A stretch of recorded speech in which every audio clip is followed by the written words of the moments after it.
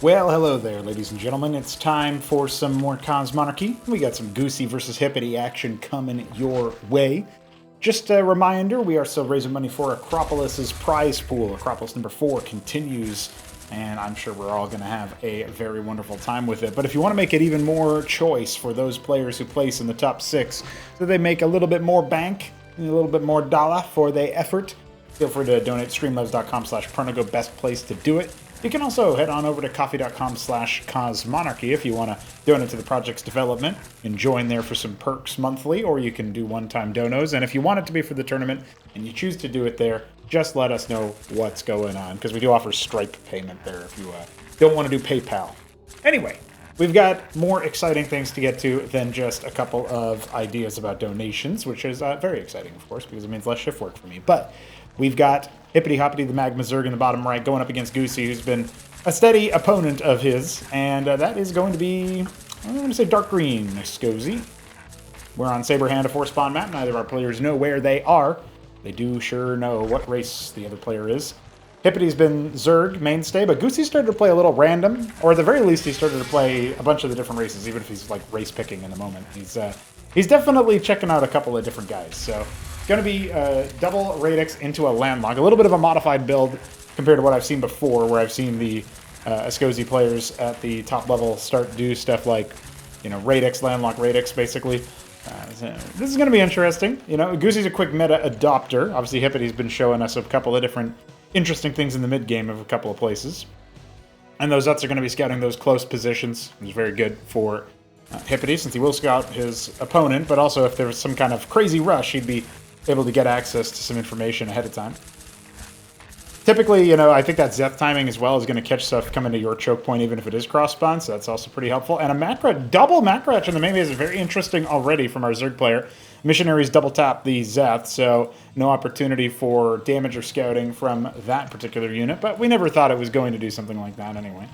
Bit of a loop-de-loop around the pool there. That work confused me a little bit. Is he actually going to be... Okay, no, I was going to say, if he's going to go try to expand after going double hatch, that's just a little bit weird. But I like that. I like the hatch-heavy playstyle. I know BiddyBee's a fan of those as well, and it was how he managed to qualify into the Battlement stage from the final opportunity. Gauntlet stage B's final game there against St. Aquinas. And that was 3-1 favor, 3-1 series favor in his go.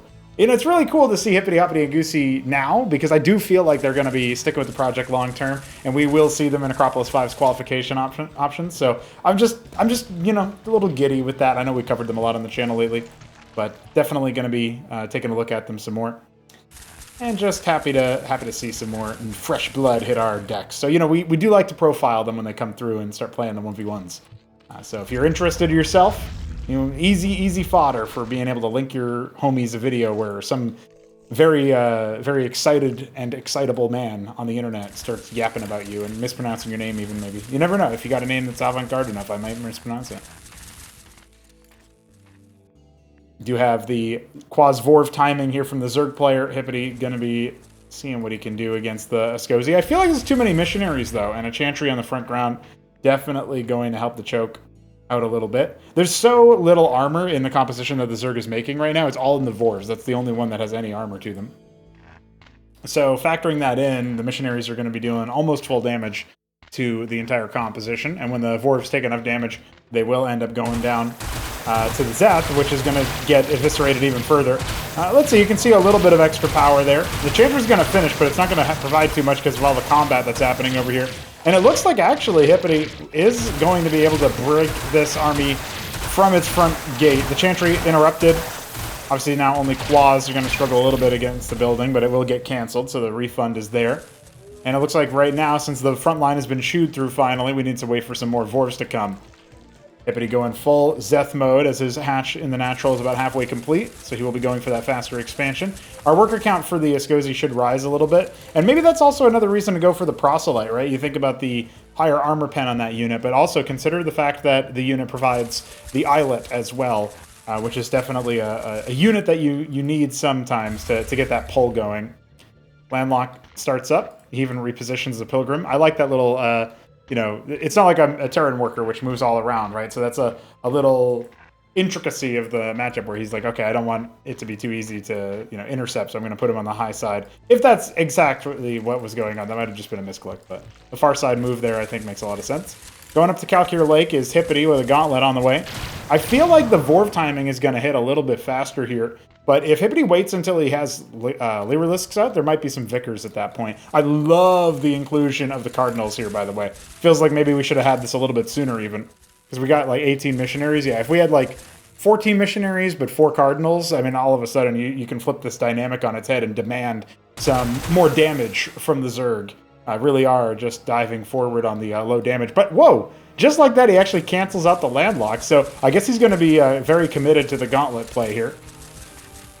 At the very least, once he has it, he should be able to make the dyad. So you can factor that in as well. Cardinals moving forward, a Pilgrim leading the charge as well. Very funny. He's gonna get a couple of hits in there before he goes down, so that's kind of ironic. But yeah, the Cardinal's definitely providing some healing. Problem here is that the Lyralist count's a little bit too low to really hit the missionary count. I feel like we needed to see a bit more tactical use of those Zerg units, like go for a backstab or something. Or he needed to go for some kind of splash damage, some kind of crowd control. I guess maybe that's what the Calculists are going to be for, and I assume it's going to be Calcs, although he isn't harvesting gas in the natural. So maybe he just wants to plant the Nathacores in there, pick off workers that are in the middle of working on the tech. If this Pilgrim goes for a Cypher, that could be a bit of a problem, just not likely to actually get much done. So yeah, he's just going to be eviscerated there immediately, and there will be a worker pull. Remember, there's no landlock actually finished here. Missionaries come down to try to defend, and Goosey still doesn't even know where his opponent is. Well, isn't that just rich? You know, I've been telling people, sometimes you got to stick to the race that you're real good at, but I don't want to influence how Goosey's experiencing the game. I know he played Protoss that one time. I think he's played a little bit of Zerg as well. He's just been grinding the game, so of course he's been playing a ton. He sends all of his workers up to the natural, but doesn't power build that landlock at all, so it's going to be a real long time before he ends up getting mining. This is kind of a disaster here for our Escozy. Hippity on the other side going for a gas cap, and then is going to spam out a bunch of quas, try to spend down his money. Definitely needs more Vespene here, you can tell by the fact that he's ridge capping both main and nat. Caught in a little bit of a transition point here, and remember, the military count's very high for our Escozy player. I keep wanting to call him Terran, of course. Just the number of times I've seen him play Terran being higher. Now, we do have Vicars coming out at long last. 2 of them are with the army, 3 of them actually. And 2 more are about to pop. He's got 4 radixes total. So he'll be adding them to the list soon. Some Vorvs are being made. A single Calc is being made. How many have already been made? Yeah, okay. So he's going up to 3. He needs to turn those other 2 in there at that point as well to do some kind of counter pressure and force those Vicars in particular back. I think they're probably the main unit that you would want to try to use in this situation. Big transfer now. The Natural's set up. Obviously, Goosey can come back into the game economically just because he's got that extra landlock, so he can make a lot of workers, 50% more workers than you would expect at this point or whatever, I don't know. I guess that's technically correct mathematically. I was never very good at percentages. Oh, we don't have any Ridge Harvesters yet on either base, despite the Ridge Cap being completed. Another Chantry being attempted here. This one should finish, as the Vicars and Missionaries are keeping the Zerg on the other side. And oh man, we've seen this kind of play before from Hippity. He needs to make sure he's bringing all of his units to bear. Vicar's really good against the composition that Hippity's got, as long as the Vorvs don't close in, because again, the Vicar splash damage can be deadly. But the worker rate is pretty successful as well. Looks like maybe 7 or 8 workers going down. Goosey is going down to below 30 here once they hit the natural. 30 workers, yeah, that's it. And they're all in one spot, too. Oh, dear. Well, they're definitely going to be made short work of, but can Hippity hold on the other side? The military wasn't really heavily reduced here. The pulls from those Vicars, it's going to be close, and Hippity's got so much money that he's not actually spending right now. He never teched, and this is actually a really big problem for him. He's not making static defense behind it. Worker count down to 18, so a lot of losses indeed, but it looks like those Calculists have been routed. A lot of Zets are coming out now to try to make use of those friendly splash damage, but the Vicar pulls keep offsetting the damage dealt, and I really don't think Hippity can do anything. What a crazy game. I think this is a wrap. I mean, how is he going to do anything? Unless he sets up some static defense. He's got no tech he can actually make. Stuck to the Calcure Lake a little bit too long, and yeah, he's got a lot of larvae, but now it's the tech that's going to be the target. and he can't really do any counter pressure off the back. There's not even any harvesting being done over here. He remade the one calc and can't come down here to deal with this because of the Chantry Cloak. He can attack the landlock. That'll still deal some damage, but this is looking a little bit rough indeed. He's kind of hemorrhaging some units on this side. Economically speaking, Hippity has a lot of a bank, so there is that as well, but yeah, this feels really, really difficult for him to actually clear this position. Down to 6 workers and falling. No more military. He might narrowly hold out as the victors start to get chewed through. Yeah, but look at the worker deficit he's at now. Didn't deal enough counter damage to really make this happen. And we've got all kinds of Viscosi units moving across. A lot of missionaries, a lot of vicars. And of course, them being cloaked just adds insult to injury, courtesy of that Chantry. And no static defense at any point was put down, and he's running out of his bank. He's got a lot of gas, but his Vorvs aren't even going to finish before the missionaries start knocking on his door. I mean, at this point, yeah, just engage the army. There ain't nothing there that he can do about it. That should wrap the game up. Hook, line, and sinker. Our Zerg player has been a little bit... I want to say he kind of outplayed himself by sticking to the same tech over and over again, and just ain't nothing left for him. Did the lake ever go down? No, it's still actually intact, but... I mean, this is real rough. GG has to be called, and we will be going to a second game. I didn't even mention that at the beginning. I was too busy talking about all kinds of other things, but that one's a little too short anyway. But I did have a pair of games I wanted to get through before the end of this little coverage here between these two players. So let's move on to our next map. And we are indeed back in a land that makes more sense. It's Goosey's Terran taking on Hippity Zerg. That Magma Zerg in the top left and purple Terran in the bottom left. It's Dyadic Shore, isn't it? No, it's Quasar Quartet. I can tell by the minimap. Let's go ahead and fix our map overlay. Quasar Quartet is a map that has been played for quite a little bit now in our active tournament. I guess this must have been, you know, they seem to vacillate between playing like new maps versus old maps, and they do go deep into the map pool there. So that's kind of cute. That's kind of interesting. These matches were all played on the 4th of July, so I guess a belated America Day there for y'all to enjoy.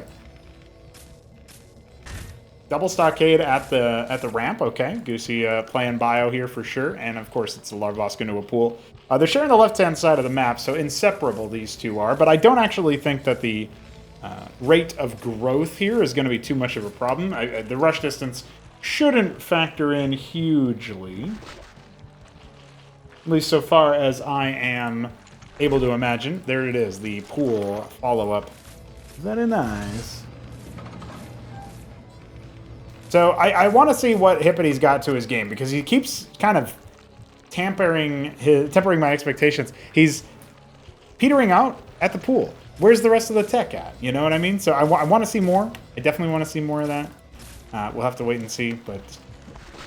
Shroud should definitely come down versus Bio. You can go backdoor as well, we've seen that. And Hippity does occasionally go into the other tech, but it feels like sometimes he might forget about the other options here. I feel like Zorius would have helped him out so much against the Viscosi as well. So I'm trying not to think too much about the last game, but it was pretty exciting back and forth stuff. He's going to go ahead and lift that second stockade to let his units out a little bit more easily. I think they could have swapped between... the double, like in between the stockades here, the mineral fields help block the ramp completely. But at this point, it's kind of a nice concave, especially when you think about the Hurakan. The choke point that's created here, very, very easy for Goosey to absorb a lot of incoming pressure. And Hippity can't actually know for sure where his opponent is. I guess he is sending most of the Zeths. Okay, yeah, he's scout the close positions, send the rest of them across the map, then converge upon your opponent. That is typically how I've seen a lot of early games go, no matter what player is doing them, when they go for this many early units. Quas follow-up as well, and of course that Zeth is easily executed. I think when you scout that many stockades too, you're going to be falling back into a more defensive posture mentally. You should still be across the map and slow your opponent's offense, you know, especially since you're going for that expansion follow-up and a bunch of workers behind it. Yeah, this could get real ugly real quick if you end up losing all your units, so you got to be careful about that. But you want to force some stims out. You want to make sure that you, keep your opponent lured away. And actually, obviously Goosey doesn't really know where his opponent is anyway, so he's going to once again move his entire army to the other side of the map, the exact other side of the map from where his opponent is.